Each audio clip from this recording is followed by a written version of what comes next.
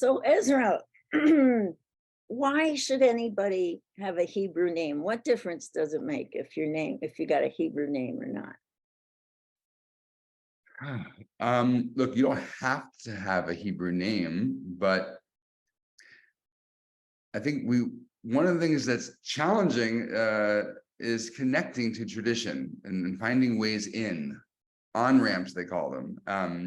And there's by having a name, you can connect yourself either to the Torah, to our story, or you can connect yourself to the calendar, to the holidays, to characters in our tradition. You can connect yourself into the Jewish narrative. And I have a student who's doing this, a student who's converting, who chose a name based on a character in the Torah that she read, that she was really inspired by. She chose her name as Tirza.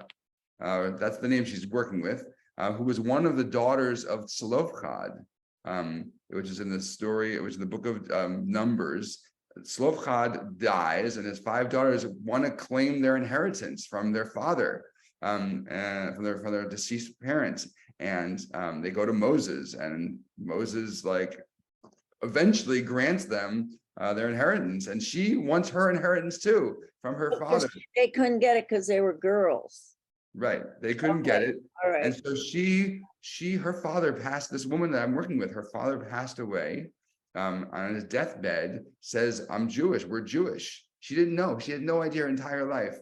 And he didn't let her know. And then 20 years later, she decides to convert, and she wants to claim her father's inheritance. And so she chose one of the names in the story. Like the Torah becomes alive when you take a name like that. So tell me about where's Me'ira from? Oh, it's really interesting. My mother named me Susan when I was born, and we celebrated a very secular Christmas. My father was not Jewish, and but my father was out of the picture by the time I was 5. And one year she was coming to visit me, and I wanted to have a bat mitzvah. I'm 45 years old. And the rabbi said to me, "Well, you're gonna need a Hebrew name to come up to the Torah." So I said, "Well, my mother's coming up." He said, "Good, we'll meet with 2 of you and she'll give you a Hebrew name."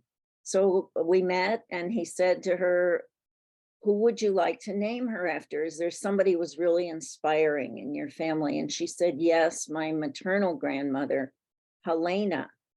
And Helena means light in Greek. So Rabbi Joey said, "Well, you could name her Me'ira, which means to light up." So she gave me, I'm actually named after my great grandmother. And it wasn't until years later,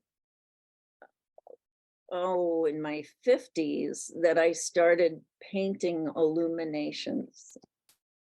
That was my art form. And I really feel like my name drew me in a way to. Right, your name chose you. Oh, that's an interesting way.